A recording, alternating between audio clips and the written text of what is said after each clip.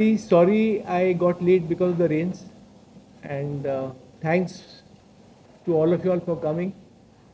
Uh, this mic is here. This is the mic. Hello, good evening, everybody. Thanks. आवाज नहीं आ रहा है? From the mic. हाँ, mic से है. Let the mic be on. Let the mic be on. Good evening, everybody. Thank you for coming. It's been raining, but so kind of you that you all could come. And I'm sorry I've got late because of the rains.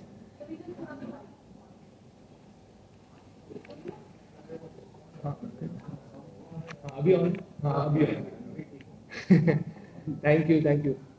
Good evening, everybody. Thank you for coming. It's been a rainy day. I got late, so I'm very sorry. And I had to pick up Mr. Vanjara Saab, and he would also like to speak and address this meet. We are all gathered here today. I am here today to announce that I have severed all ties with my family, and I don't want anything to do with them. I don't have anything to do with them. They have been torturing me for years, and I was taking what was just coming to me. As you all know, everyone knows that a court battle was fought, which I won in the year 2008, 16th Feb, to be precise. And well, life has been a hell since 2005, because that was the time when Amir, my brother, forcefully caught me and kept me under house arrest and gave me forced medications. So all that I have been through. Well, I will. At Cozy Home. At Cozy Nursing Clinic, he was caught. I was caught and put over there for 19 days. Anyway, the details Vanjara Saab will share with you. This is Mr. Vanjara Saab. He is my lawyer and my father's friend and advocate. Mr. Vanjara Saab will. I was looking after that case right from 2008, and being a father friend, he requested me to appear in that case and fight for the custody, because Amir Khan Sahab, Amir was asking his custody, and we were fighting that case for practically about 12 years. 12 years. 5 months. 5 months. 5 months. 5 months. 5 months. Mike. And then finally the custody was given to,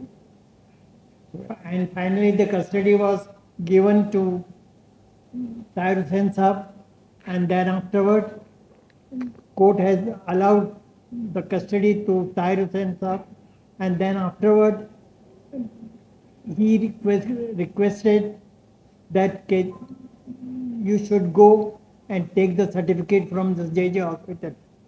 And even JJ hospital also, Mr. Faisal Khan was for 21 days. 21 days. Around 21 days. And thereafter, even from JJ hospital also, the clean sheet has been given, and that he is not suffering from schizophrenia. That is the only thing was there, and that was their case only, that he is mad, he is not keeping well, and that's why he has been locked up in Cozy Home for a long time. Cozy Nursing Home. Cozy Nursing Home. That was the But इससे पहले Dr. Harish Shetty. हाँ वंजारा साहब, इससे पहले जो हुआ था ना, जो मुझे आमिर ने फोर्सफुली लेके गया मेडिकेशंस दिए 2005 में, 2005 जब आपके आने से पहले भी. Yes. आप तो 2008 में अब्बाजान के साथ आए थे. Yes. कोर्ट में, तो वो आपने लड़, लेकिन उससे पहले जो मेरे साथ हुआ था, मेरा जो फैमिली ने गलत मेडिकेशन दिया, मुझे टॉर्चर किया, कोजी नर्सिंग होम में बंद किया, डॉक्टर हरीश शेट्टी ने वहाँ मुझे एग्जामिन किया, और उनका पहला लाइन था डॉक्टर हरीश शेट्टी का कि इसकी गुर्मी निकालनी है. Now गुर्मी is a Marathi slang, and that means कि Dr. Harish Shetty wanted to remove my pride, remove my ego, and मुझे शौक हुआ कि कोई डॉक्टर ऐसा बोल सकता है. And from then on I knew कि ये मेरे साथ बहुत गलत होने वाला है. और मेरी बहन निखत हेगड़े, संतोष हेगड़े और मेरे अंकल इम्तियाज़, वो उस वक्त वहाँ डॉक्टर के सामने थे, लेकिन उन्होंने कुछ कहा नहीं डॉक्टर को कि आप ऐसे कैसे बात कर सकते हो। और फर्स्ट ऑफ ऑल आमिर ने भी आके मुझे गलत तरीके से पकड़ा, और पुलिस के साथ आए थे आमिर 2005 में मेरे घर पे, जो उनका ही घर है असल में, बेला विस्टा में।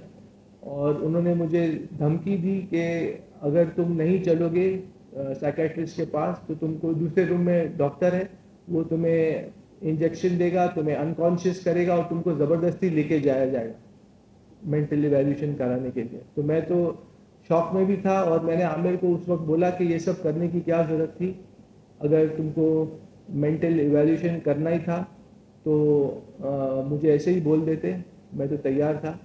और मैं उस वक्त उनके साथ चला गया कोजी नर्सिंग होम में, वहाँ और उन्होंने मेरा फ़ोन भी ले लिया, मेरे अंकल इम्तियाज़ ने मेरा फ़ोन ले लिया, और मैं बिल्कुल लाचार था, हेल्पलेस था, और उनके मर्सी पे था आमिर खान और फैमिली के। और फिर डॉक्टर ने जब ऐसी बात की तो मुझे मालूम पड़ गया कि मेरे साथ बहुत गलत होने वाला है और मुझे हर चीज़ सहनी पड़ेगी। लेकिन उस दिन भी मैंने उन लोगों को कहा था कि मैं एक चीटी हूँ। मेरे सिस्टर निखत और संतोष हेगड़े को मैंने कहा था कि मैं चीटी हूँ इस वक्त, लेकिन एक दिन आएगा जब चीटी भी हाथी को मार गिराएगी, और शायद वो दिन आज आ गया है। मैं सबके सामने ये कहना चाहूँगा कि मेरे साथ बहुत गलत हुआ, और मैंने बहुत सहा उनकी, और उनके टॉर्चर को सहा मैंने। बहुत ट्रॉमेटिक टाइम था मेरे लिए। तो ये 2005 में मुझे पहले कोजी नर्सिंग होम में बंद किया गया,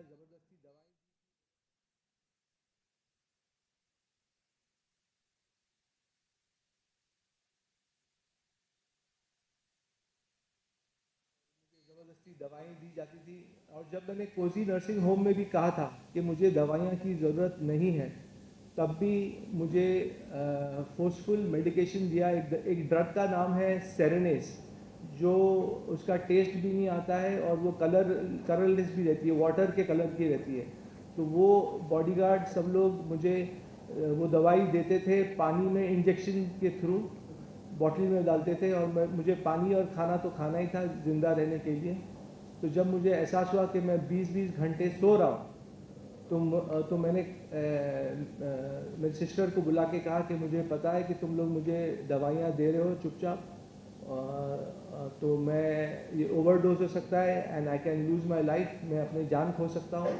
तब मैंने डॉक्टर से रिक्वेस्ट किया और निखत को रिक्वेस्ट किया कि मैं जो आप लोग दवा मुझे फोर्सफुली दे रहे हो, मैं उसको लेने के लिए तैयार हूँ, क्योंकि मैं नहीं चाहता था कि मुझे ओवरडोज हो जिससे मेरी जान को खतरा था।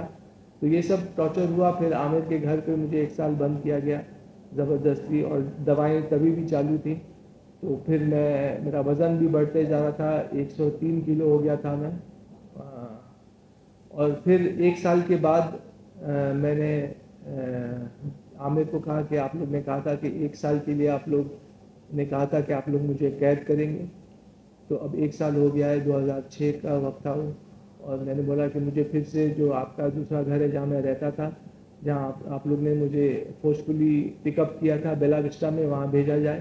तो आमिर ने मुझे अलाउ किया कि मैं वहाँ जा सकता हूँ। उन्होंने कहा, क्योंकि 1 साल में मैंने कुछ ऐसे ही उनको मौका ही नहीं दिया था कुछ मेरे अगेंस्ट कहने का, करने का।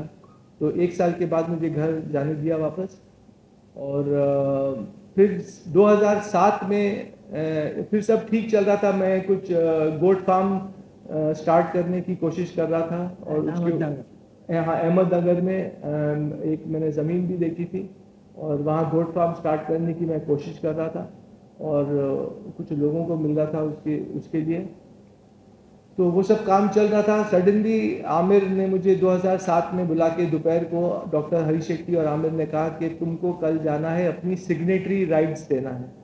अब सिग्नेटरी राइट्स वो होता है कि आपका पूरा हक एक इंसान का छीन लिया जाता है, और आपको कोई पावर नहीं रहता है साइन करने का, और आपका अस्तित्व बिल्कुल शून्य हो जाता है, ज़ीरो।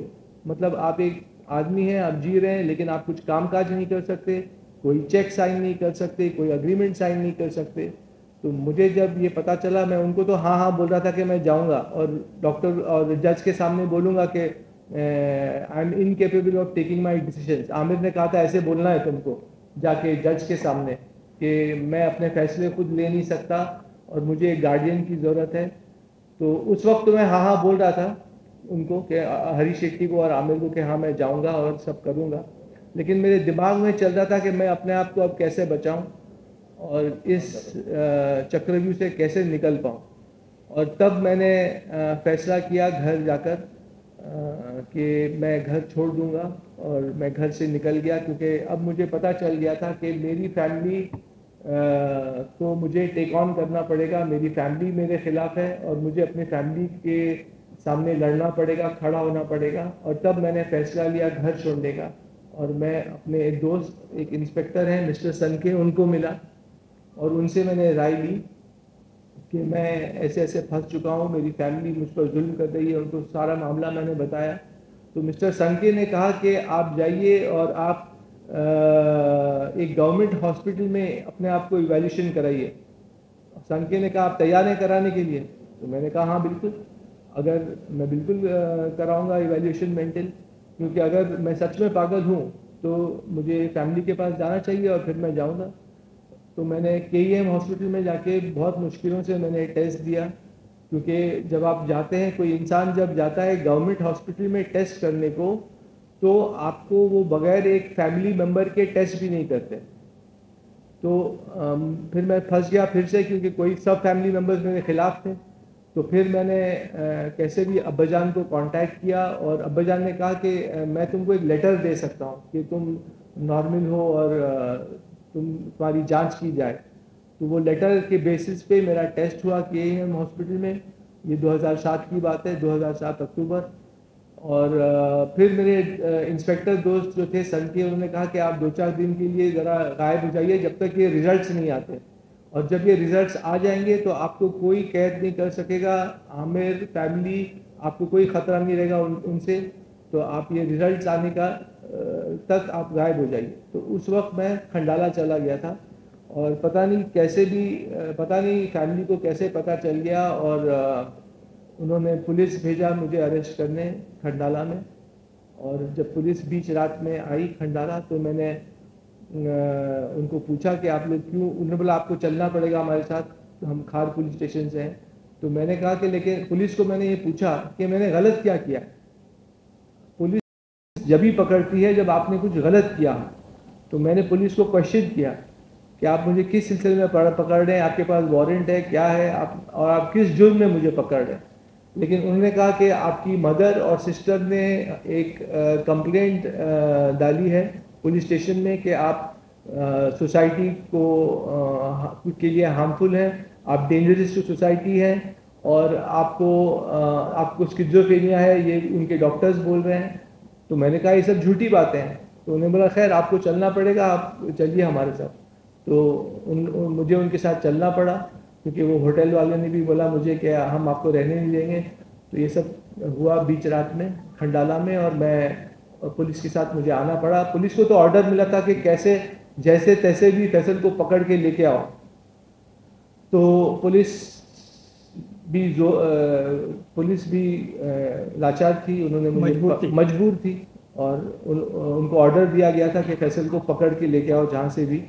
तो ऐसा हुआ और मुझे पुलिस के साथ जाना पड़ा और फिर मेरा फ़ोन ले लिया गया। मैं खार पुलिस स्टेशन में सो गया और जब सुबह उठा तो मुझे मेरा फ़ोन मिला, क्योंकि इंस्पेक्टर सनके ने जो खार पुलिस स्टेशन के इंस्पेक्टर थे इंचार्ज, उनको फ़ोन करके कहा कि इनको फ़ोन दे दो वापस फैसल को।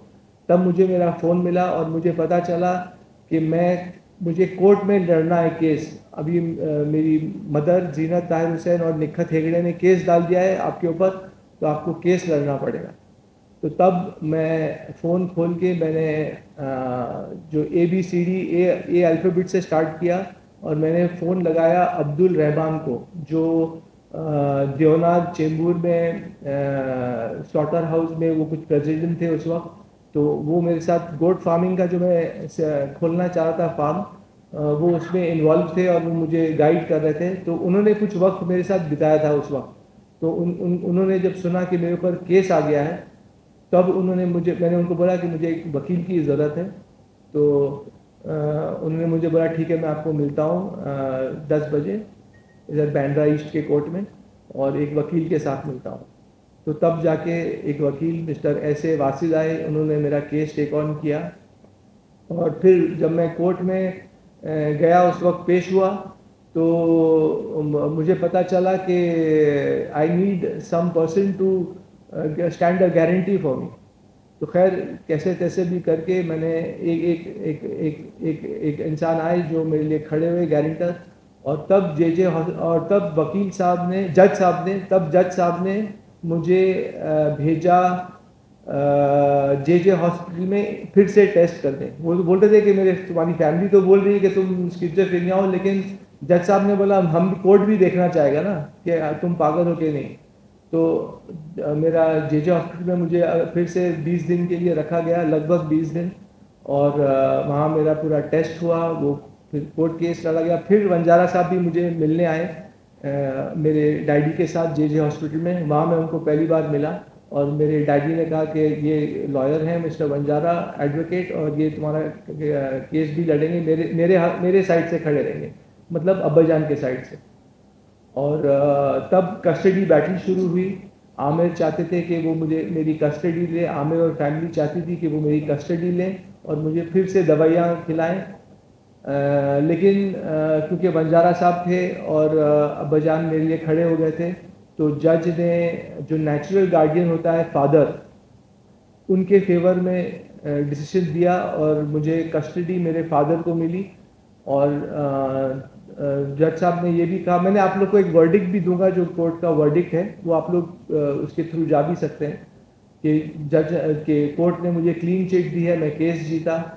और जज साहब ने मुझे एक तो टेस्ट कराया जे में, और फिर मुझे कुछ कंडीशंस रखी थी कि मैं रोज़ जाके पुलिस स्टेशन में हाजिरी दूं, और जो भी जज साहब ने कहा था मैं पूरा उसके ऊपर मुकम्मल उतरा और मैं सब करते गया। और फिर जब अब्बाजान के ऊपर प्रेशर पड़ा मॉनिटरी, तो अब्बाजान ने भी मेरा साथ छोड़ दिया और उनका पैसा पानी बंद किया गया फैमिली के थ्रू। तो ये सब हुआ और अब्बाजान ने मेरा साथ छोड़ दिया। लेकिन ऊपर वाला है, तो जज साहब ने बोला कि मैं आमिर को कस्टडी नहीं दूंगा, मैं फैसल को छोड़ दूंगा टू लिव अ लाइफ। तो जजमेंट में उन्होंने लिखा है कि पर्पसली ही left me alone to see how I react in society and how I deal with society. तो ये जज साहब का बहुत अच्छा एक फैसला था, और उन्होंने मुझे जीने दिया। मैं जी रहा था, तब तक केस भी चल रहा था, मैं सब सोशल एक्टिविटीज़ करता था, उसका प्रूफ मैं जज साहब को दे रहा था हर हियरिंग पे कि मैं मेरी क्या क्या एक्टिविटीज़ हैं। और फिर केस चला, और फिर 4 महीने के बाद फेब 16 को मुझे वर्डिक्ट दिया गया। जज ने कहा कि you are a normal person and you can live your life freely as a Indian citizen and you don't have paranoid schizophrenia. और ये सब करके मुझे एक क्लीन चिट मिली, मैं केस जीत गया, केस मेरे हक में गया, और तब मैं अपने कामों में फिर से लग गया।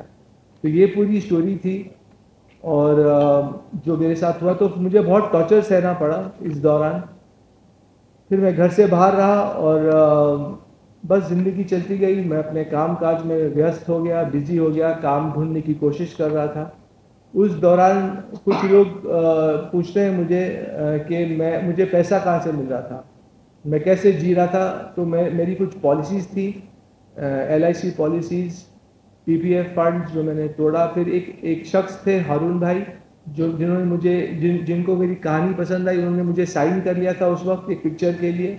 तो वहाँ से पैसा आया। जो ज़मीन मैंने ख़रीदी थी उस वक्त गोट फार्म के लिए अहमदनगर में, मैंने वो डील कैंसिल की, वहाँ से थोड़ा पैसा आया। एक बिग बॉस करके एक शो है जो मुझे बहुत लेना चाह रहा था उस वक्त, तो उनसे थोड़ा साइनिंग अमाउंट मिला मुझे। मैं शो में तो गया नहीं, लेकिन साइनिंग अमाउंट मुझे मिला करीब 4 लाख उस वक्त। तो ये सब से मेरा गुजारा चल रहा था, मेरा गुजर चल रहा था, और मैं एक रिस्पेक्टफुल ज़िंदगी जी रहा है। तो ये सब मामले चले, और फिर ज़िंदगी चलती गई। और फिर मैंने आमिर को एक बार जाके बोला कुछ सालों के बाद, 2-3 सालों के बाद, कि मुझे कोई काम नहीं दे रहा है क्योंकि सब लोग समझ रहे हैं मैं पागल हूँ। तो एक नॉर्मल इंसान को काम मिलना कितना मुश्किल होता है, ये तो आप लोग जानते ही होंगे। तो एक पागल इंसान को कौन काम देगा? तो आमिर ने मुझे बोला ठीक है। मैंने बोला अब तुमको मुझे रखना पड़ेगा। तो उन्होंने मुझे स्क्रिप्ट डॉक्टर की नौकरी दी 30,000 महीने पे, और मैं अपना काम कर रहा था और चला रहा था अपने रोज़मर्रा की ज़िंदगी। तो इस हिसाब से ज़िंदगी चलती गई। लेकिन आज तक भी दुनिया को कुछ डाउट है कि मैं शायद एक नॉर्मल इंसान नहीं हूँ। मुझे आज तक वो झेलना पड़ता है वो समाज के सामने, और मुझे काम मिलना मुश्किल हो जाता है। हालांकि मैंने आगे चलकर एक फिल्म भी की, चिनार दास्तान इश्क, जिसमें मैं लीड रोल था। वो 2015 में रिलीज़ हुई। और मैं कहानियों पर काम कर रहा था, मैं लिख रहा था। फिर बाद में एक पिक्चर मेरे और बनी, डेंजर अहेड करके, जिसके डायरेक्टर थे फैसल सैफ।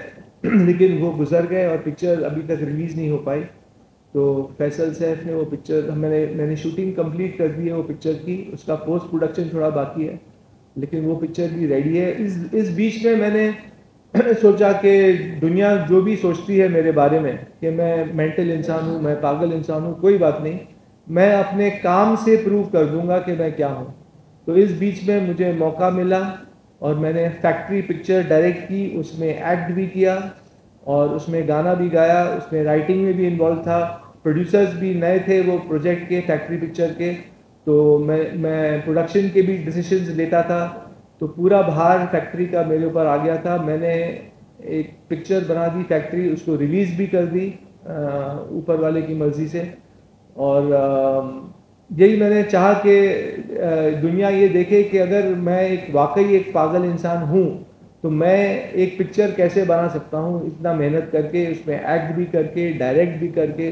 उसमें प्रेशर बहुत था मुझे, क्योंकि मैं दोनों काम संभाल रहा था। लेकिन मैंने कहा कि चलिए मैं अपने काम से ही प्रूव करूंगा कि मैं पागल हूं या नहीं हूं। तो ये सब काम चलता गया। और अब जब एक इंटरव्यू आया, तो ये तो 2021 की बात थी, वो पिक्चर भी रिलीज हो गई फैक्ट्री। अब मैंने कुछ प्रोजेक्ट्स लिखे थे लॉकडाउन में जो मैं स्टार्ट करना चाह रहा था। तो मैंने एक इंटरव्यू दिया पिंक विला में, और वो इंटरव्यू के बाद फैमिली वाले नाराज़ हो गए मुझसे। और मैंने इंटरव्यू को इसलिए नहीं रोका, मेरे सवाल पूछने से जो मेरे फैमिली के बारे में पूछ रहे थे, क्योंकि मुझे सच को बाहर लाना था। और मैं एक सच्चा इंसान हूँ, तो जो भी हुआ, क्योंकि मैं क्यों छुपाऊँ? अगर सामने वाला जर्नलिस्ट मुझसे सवाल पूछ रहा है तो मैं जवाब दूंगा। मैं क्यों बोलूँ कि नहीं, मैं इस सवाल का जवाब देना नहीं चाहता। तो अगर मैं ऐसे बोलूँगा मतलब मैं कुछ छुपा रहा हूँ। और मैं ये नहीं चाहता कि मैं कुछ छुपाऊं और लोगों को रूबरू ना करूं मेरे साथ क्या हुआ है। तो जो सवाल पिंक विला के एंकर अविनाश ने मुझसे पूछा, तो मैंने उसका सही सही जवाब दिया, सच्चा जवाब दिया। वो फैमिली वाले को अच्छा नहीं लगा, वो लोग नाराज़ हो गए और उन्होंने मुझे तोहमत लगाई कि मैं मिसलीड कर रहा हूँ मीडिया को, पब्लिक को। और उन्होंने और भी मुझ पे इल्ज़ाम डाले। सारे फैमिली वाले मेंबर्स ने साइन किया वो लेटर बोलिए या इंटीमेशन बोलिए, प्रेस को जो उन्होंने दिया था कुछ दिनों पहले। तो मैंने फिर उसका जवाब ये दिया कि मैं फैमिली से अलग हो रहा हूँ, और मैं ऐसी फैमिली मैं चाहता नहीं जो मुझे नुकसान पहुँचा रही है, जो मुझे हार्म कर रही है और मुझे बार बार रोक रही है आगे बढ़ने से। तो इससे बेहतर मैंने ये समझा कि मैं फैमिली से ही अलग हो जाऊं और दूर हो जाऊं।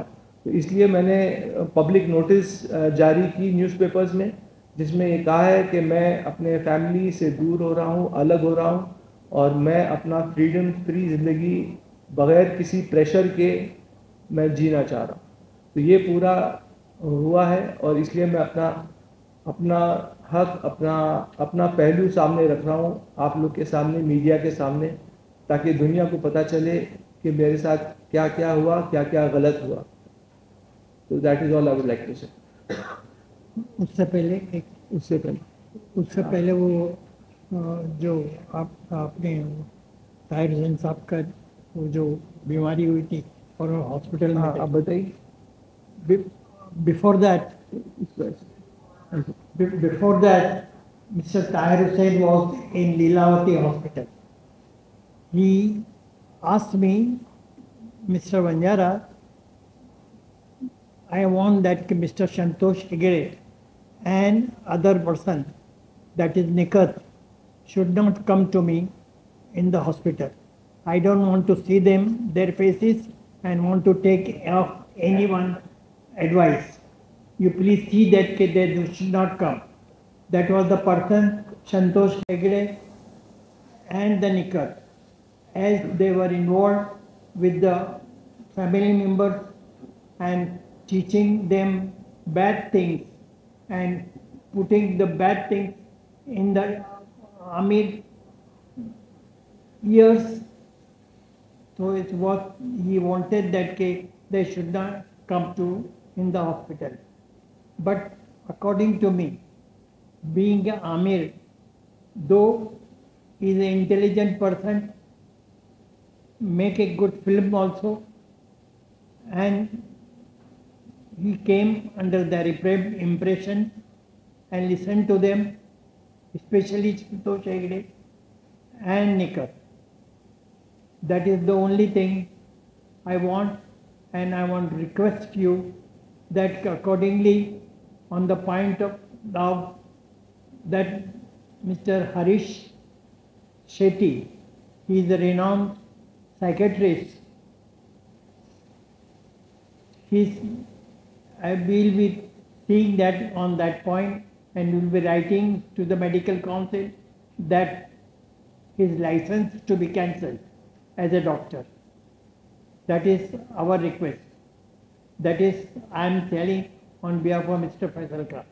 That we will be doing, and after that, after the public notice, we wanted to file a writ petition in the Honorable High Court after the 30 days of the public notice, and accordingly notice will be issued to them, and in that writ petition they have to file their affidavit.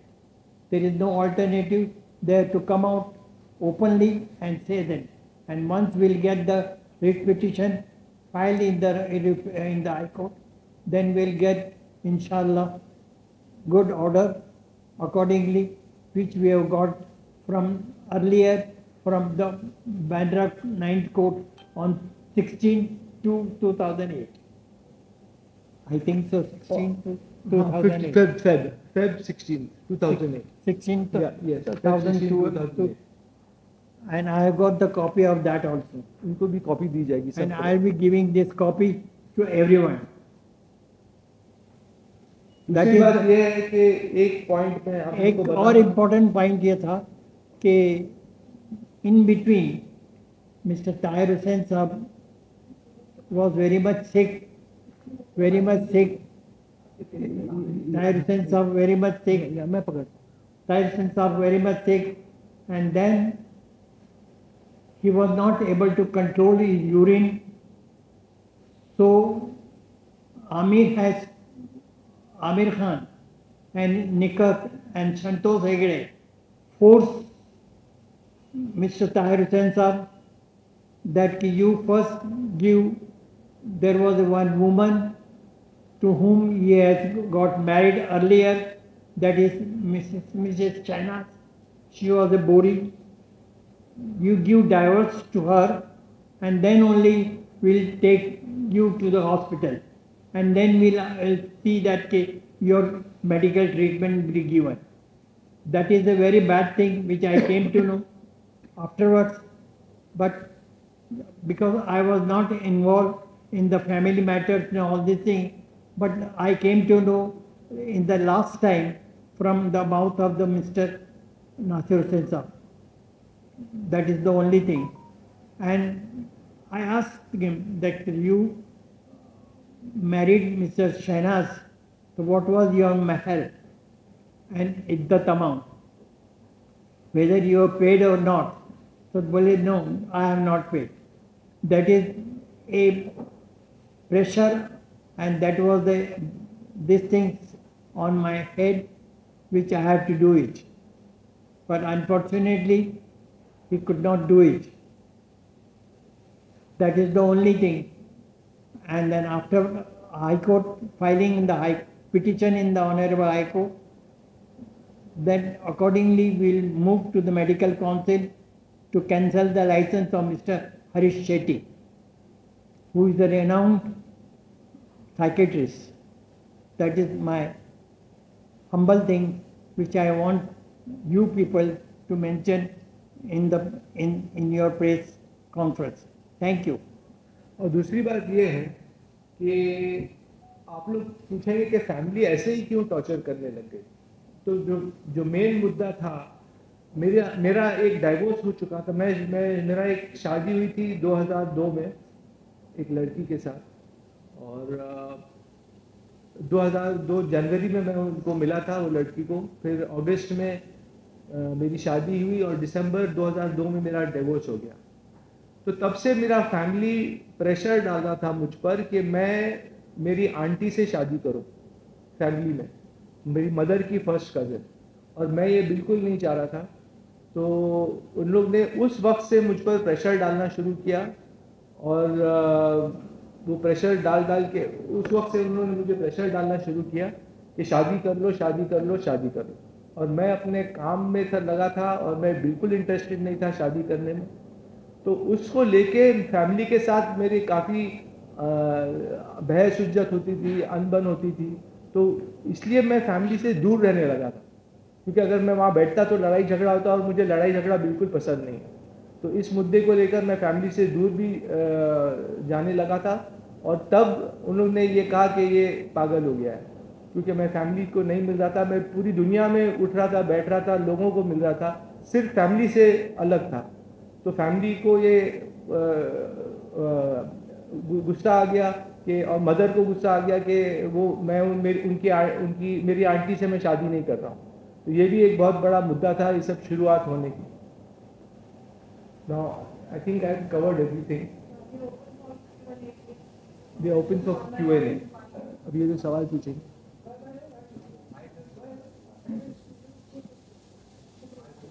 कौन सा भाई?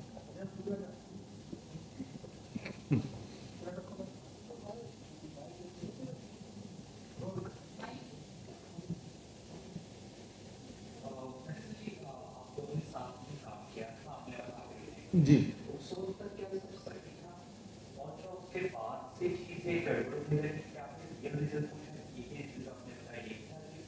नहीं, इसके अलावा भी reason हो सकता है कि आमिर ने, जब मेरी पहली पिक्चर मदोश बन गई थी 1992 में शूटिंग शुरू हुई थी, अब्बाजान ने वो प्रोड्यूस किया था मेरे लिए, डैडी ने। तो आमिर ने उस वक्त भी मेरी पिक्चर की कहानी नहीं सुनी थी जब उन्होंने शुरू किया था। तो पता नहीं, कुछ लोग बोल रहे हैं कि मीडिया में कि आमिर की जेलसी उस वक्त से थी तुम्हारे साथ। तो शायद वो जेलसी बढ़ते बढ़ते उसका ये रूप हो गया कि मेला के बाद जब मेला रिलीज हुई तो मतलब मेरा काम थोड़ा ज़्यादा अच्छा लगा लोगों को। तो ये लोग मुझे कहते हैं आज तक कि तुमने ज़्यादा अच्छा, तुमने बेस्ट काम कर दिया मेला मूवी में। तो शायद आमिर को और भी जेलसी बढ़ गई होगी, क्योंकि मेला के परफॉर्मेंस के बाद ही आमिर ने मुझे बुला के बोला कि फैसल तुम्हें एक्टिंग नहीं आती, तुमको एक्टिंग छोड़ देनी चाहिए। तो he was not encouraging at that time. तो maybe what I heard that he was jealous and he was, कुछ सिबलिंग राइवलरी रही होगी जिसकी वजह से उन्होंने ये कदम उठाया, and could be possible, yes.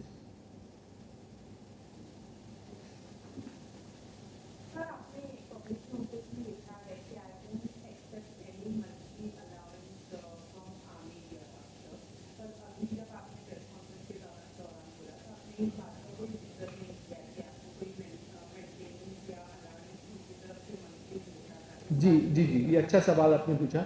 नहीं, मुझे एक मेंटेनेंस मिलता था जब मैं घर वापस लौटा। तो पहले तो मुझे 30,000 पगार मिलती थी, जो मैं स्क्रिप्ट डॉक्टर था मैं, तो तब मिलती थी।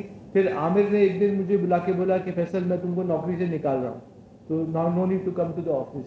तो maybe he felt I was not working hard enough और वॉट एवर। तो शायद उन्होंने वो कदम उठाया। तो अब मेरे पास पैसा कहाँ से आए, क्योंकि दुनिया तो अभी तक मुझे पागल समझती है, तो कौन काम देगा।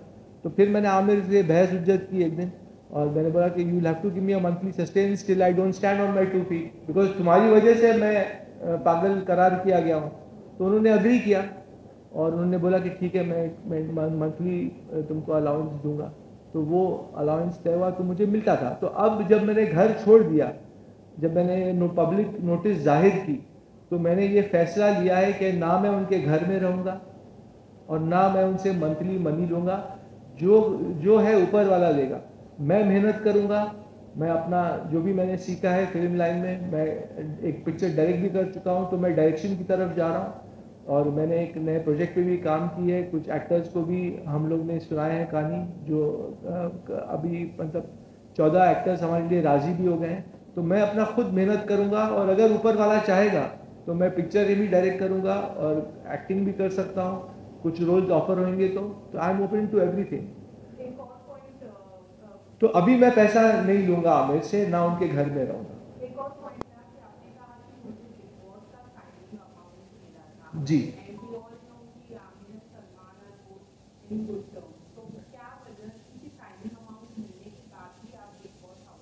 हाँ, तो उस वक्त भी बिग बॉस का जो मुझे मिला था साइनिंग अमाउंट, सडनली मुझे निकाल दिया गया वहाँ से।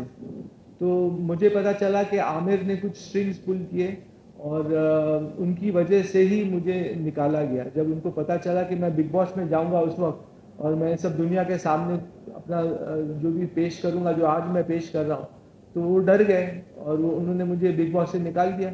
तो only he could have used his pull and power to remove me from Bigg Boss, वरना मैं वो शो भी करता। और कुछ मेरा सवाल आपसे, जिस तरह से फॉल्स एलिगेशन और चार्जेस लगाए गए हैं फैसल पर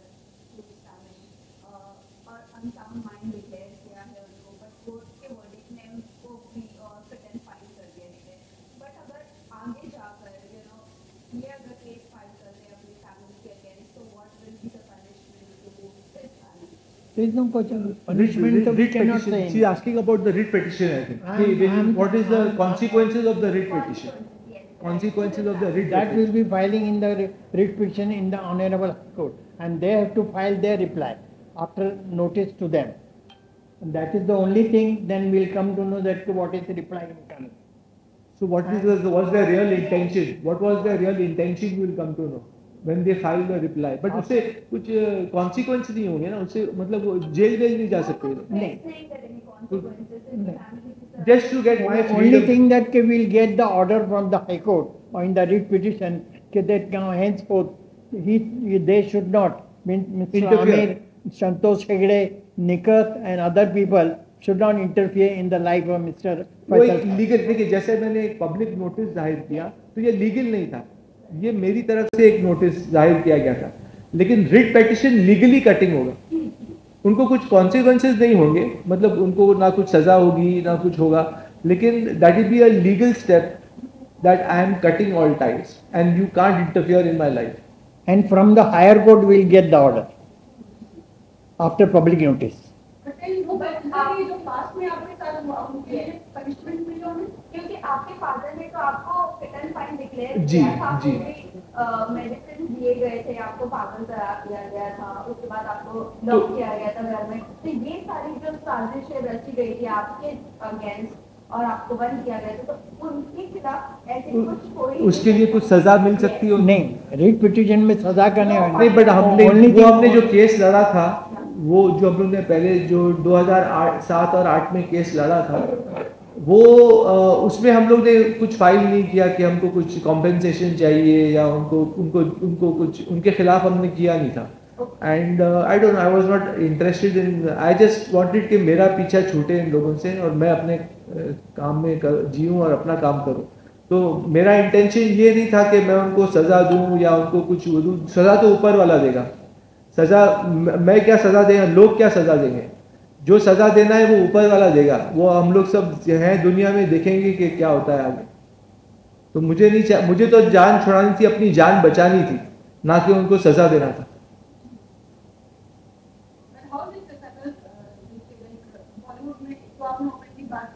जी नहीं, I am going to try my best and again I believe in God a lot. तो क्या होता है कि मैं खुदा ऊपर वाले में, भगवान में बहुत मानता हूँ। तो भगवान ही रोटी देता है, भगवान ही हमको हर सांस देता है। तो वो ही हर चीज़ करेगा। अगर उसने मुझे इस धरती पे लाया है तो उसकी भी जिम्मेदारी होगी कि फैसल को आज खाना कहाँ से मिलेगा और फैसल का काम आगे कैसे बढ़ेगा, वो उसकी जिम्मेदारी हो जाती है। और अगर होना है तो होके रहेगा, नहीं होना है तो नहीं होगा।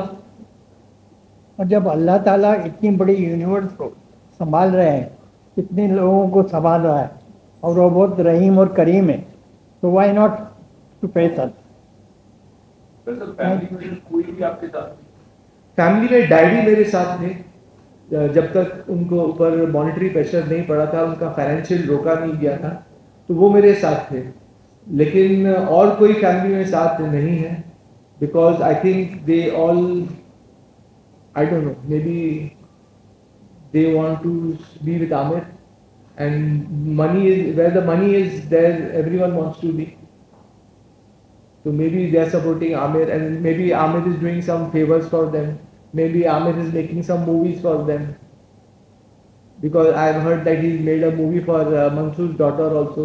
इमरान को भी उसने ब्रेक दिया था. तो कुछ इंटरनल फेवर्स भी होते हैं, फैमिली पॉलिटिक्स होती है, तो वो शायद सब कर, so they want to look up to Amir. मेरे पास तो कुछ पैसा नहीं है, मैं फिलहाल तो कुछ बना नहीं सकता किसके लिए, तो maybe they want to look up to Amir and that's what they are doing. So this is all family politics. उसमें मैं पेश रहा हूँ. और उसके अंदर सबसे मेन रोल जो है मिस्टर संतोष हेगड़े एंड निकल. या मैं, आप लोगों ने एक एनिमल पिक्चर देखी होगी जो बहुत हिट हो गई थी, उसमें मैं तो सल्यूट करता हूँ संदीप वांगा रेड्डी को. उन्होंने इतनी अच्छी तरह आजकल के रिलेशनशिप्स को दिखाया है. उसमें भी अगर आप देखें तो एल्डर सिस्टर कैसे बिहेव करती है और उसका ब्रदर इन लॉ कैसे बिहेव करता है. तो very good, I salute Sandeep Vanga Reddy for the film Animal. I could relate to the film so much कि ऐसे हो रहा है मेरे साथ भी, कि मेरी बड़ी सिस्टर और उसके मेरा ब्रदर इन लॉ कैसे बिहेव कर रहे हैं मेरे साथ. तो बहुत अच्छी तरह से पेश किया संदीप वांगा रेड्डी ने एनिमल पिक्चर को. मैंने 2-3 बार देखा वो पिक्चर जाके. आपको अपनी डैडी की प्रॉपर्टी में कुछ हिस्सा मिला? जी, डैडी के प्रॉपर्टी से मुझे कुछ हिस्सा मिला था और वो मैंने यूज़ अप कर लिया पिक्चर बनाने में और अपने काम में प्रूव करने को. जो फैक्ट्री पिक्चर मैंने बनाई थी तो उसमें यूज़ हो गया, और कुछ मैंने रखा भी है, थोड़ा कुछ पीपीएफ बनाया था वापस, तो कुछ वहाँ भी इन्वेस्ट हुआ है थोड़ा पैसा. अगर कल हो करके आमिर जी बोले जो हुआ दुनिया आने के काम करते हैं. जी, एक सेकंड. अगर आमिर सर कल तो प्रेस कॉन्फ्रेंस आपने की, कल उन्होंने बोला कि जो हुआ उसे भूल जा, अगले दिन की शुरुआत कर देंगे करके, तो साथ में काम कर देंगे साथ में. डिपेंड्स कि वो किस तरीके से माफ़ी मांगते हैं मुझसे, और फिर मैं तो चाहूँगा कि वो दुनिया के सामने भी आके माफ़ी मांगे. सिर्फ मेरे साथ रूम में बैठ के माफ़ी ना मांगे, यहाँ सामने आके बैठे और बोलें कि दुनिया को बोलें, प्रेस को बोलें कि मैं गलत था.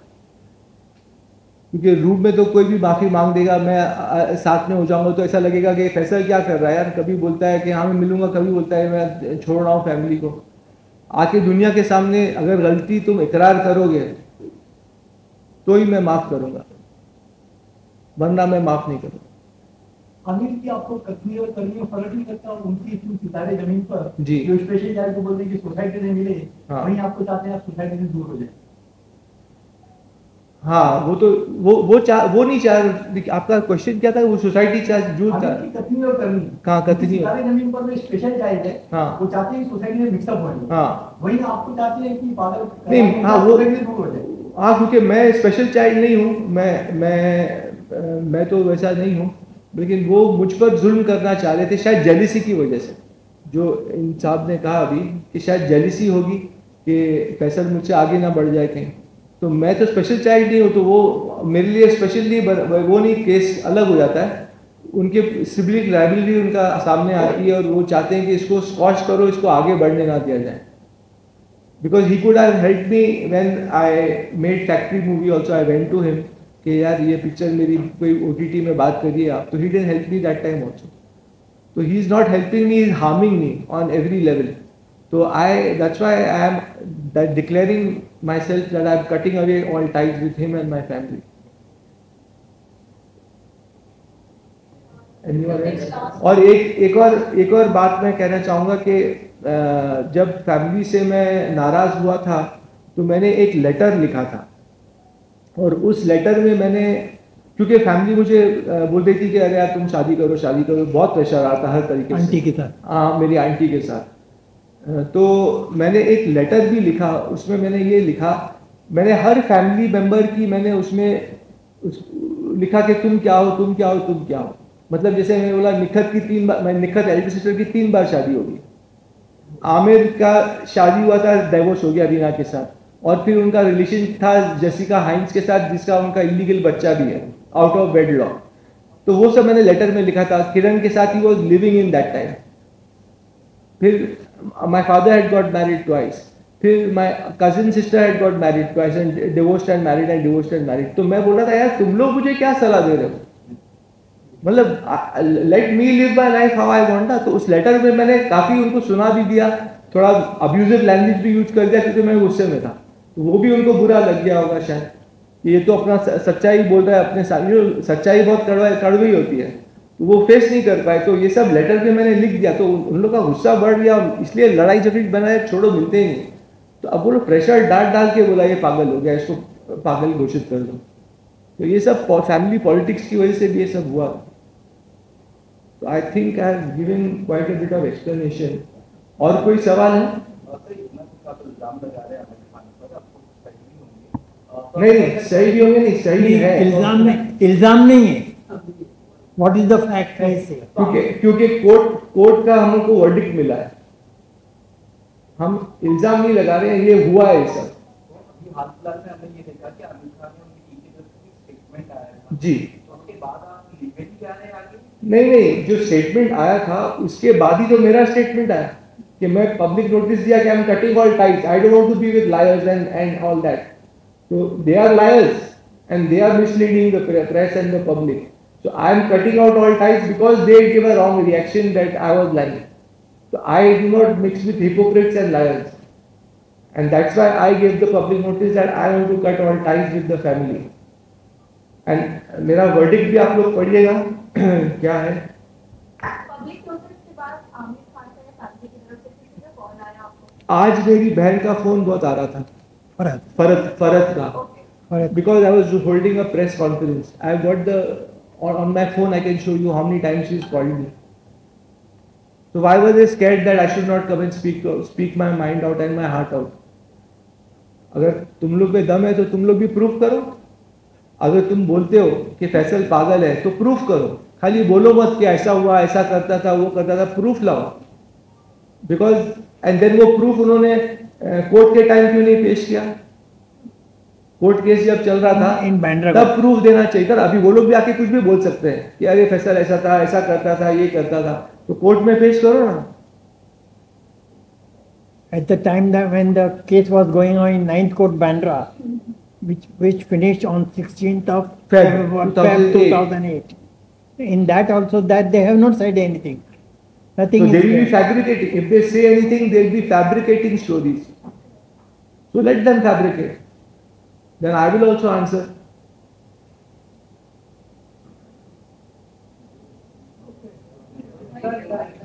हो गया? Yeah, I think everyone has got the answers and everyone has asked their questions. जी जी आपने मेरा पिक्चर में बहुत अच्छा काम किया था, तारीफ की थी, सब हुआ था। जी आपको किसी निर्माता या निर्देशक ने कभी कोई ऑफर किया काम करने के लिए? जी मैंने जब मेला पिक्चर रिलीज हुई और मेरा काम लोगों को पसंद आया तो मैंने बहुत कोशिश की, प्रोड्यूसर्स के पास गया, सबको मिला कि मुझे कुछ काम मिले, लेकिन किसी ने काम दिया नहीं। तो फिर मैं मायूस होकर मैंने सोचा चलो बड़े प्रोडक्शन हाउस, बड़े लोग नहीं दे रहे हैं तो मैंने कुछ छोटी पिक्चरें की, क्योंकि छोटी पिक्चर भी कभी कभी निकल जाती है। तो मैंने बस्ती, काबू, बॉर्डर हिंदुस्तान का, चांद बुझ गया, ये सब पिक्चरें की। उस वक्त छोटी पिक्चरें थी, लेकिन मैंने सोचा कि चलो काम करते रहो, क्या पता क्या हिट हो जाए। तो मैंने काम नहीं रोका। फिर मैंने जब छोटी पिक्चर मेरी नहीं चली तो मैंने टीवी सीरियल के तरफ भी मैं गया, मैंने आंधी टीवी सीरियल किया। तो मैं लगातार कुछ ना कुछ काम कर ही रहा था। उस बीच में ये प्रॉब्लम शुरू हो गया, शादी करो शादी करो शादी करो वाला। तो फिर वो सब प्रॉब्लम शुरू होती। या सर आपने 18 साल की उम्र नहीं, मैं जब देखिए क्या होता है ना, हर चीज का एक वक्त मुकर्रर है। जब मैं केस जीता तो उस वक्त भी मैंने सोचा था कि शायद मैं करूं, मेरे दिमाग में ही नहीं आया कि मुझे प्रेस कॉन्फ्रेंस करना चाहिए, क्योंकि मैं स्कीमिंग आदमी नहीं हूं, मैं शातिर नहीं हूं। तो मैंने सोचता था कि यार कभी आएगा कि नहीं बाहर के, लोगों को मालूम पड़ेगा कि नहीं कि मेरे साथ क्या हुआ है। लेकिन मुझे क्या लगता है कि हर चीज का एक वक्त मुकर्रर है जिंदगी में, वो मेरे हाथ में भी नहीं है। तो वो इतने साल के बाद, अभी जैसे मैंने एग्जांपल देता हूं आपको।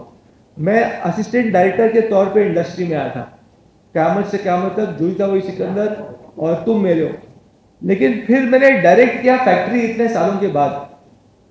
तो क्यों किया वो भी मुझे नहीं, मैं तो डायरेक्शन में जा रहा हूं, बट पता नहीं, मैं उस बाद एक्टिंग में चला गया। अब वो क्यों हो रहा है वो ऊपर वाला जानता है। आज जो प्रेस कॉन्फ्रेंस होना था तो हो गया, और आप लोग सब यहाँ हैं। और जब वक्त, हर चीज का वक्त मुकर्रर है जिंदगी में, जैसे जिंदगी और मौत का भी वक्त मुकर्रर है। आप ये नहीं बोल सकते कि मैं कल मर ही जाऊंगा या मैं कल पैदा ही हो जाऊंगा, वो मुकर्रर है वक्त, वो होना है तो वो होगा। मेरे साथ जो होना था, मुझे फैमिली के थ्रू होना था, तो आई वेंट, होना था। अब मैं नहीं बोल सकता क्यों हुआ, वो तो ऊपर वाला ही जानता है कि क्यों और कब क्या होना है। आप इतना आध्यात्मिक की बात कर रहे हो, जी। आपकी बातों में इतना बार-बार आ रहा है कि ऊपर वाला देगा, बहुत देगा। जी। तो आपको इतना कॉन्फिडेंस है कि ये मीटिंग करने के बाद, कॉन्फ्रेंस करने के बाद मुझे बेनिफिट होगा? बेनिफिट तो मैं नहीं चाहता हूं, मैं खाली चाहता हूं कि मेरा नाम क्लियर हो। मैं नहीं चाहता हूं कि ये प्रेस कॉन्फ्रेंस इसके लिए नहीं है कि मुझे काम मिल जाए, तो मेरा काम देखकर ही काम मिलेगा मुझे, और वो वही है कि ऊपर वाला ही देगा। ये बेनिफिट ये नहीं है, बेनिफिट ये है कि मैं मेरी फैमिली से दूर हो रहा हूँ, ये मैं उसकी तरफ लीगल स्टेप भी लेने वाला हूँ। तो ये प्रेस कॉन्फ्रेंस उसके लिए किया गया है कि भाई मेरे फैमिली वालों, मेरे पीछा छोड़ो, और जो मेरा नाम खराब किया गया है वो सच जाहिर हो दुनिया के सामने, इसके लिए किया गया है। Okay, thank you, thank you, thank you everybody. Sir यहाँ पे पीछे थोड़ा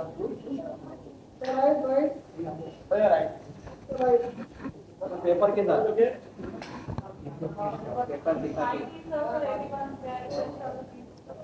वो पेपर, वो वाला वर्डिक्ट पेपर दे वांट, ये दिया इनको। हाँ दिया। ये बच्चा, ये इसको पकड़िए आप।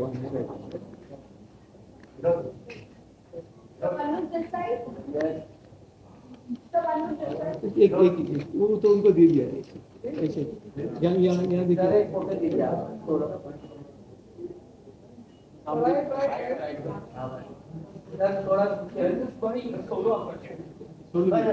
छोड़ दीजिए।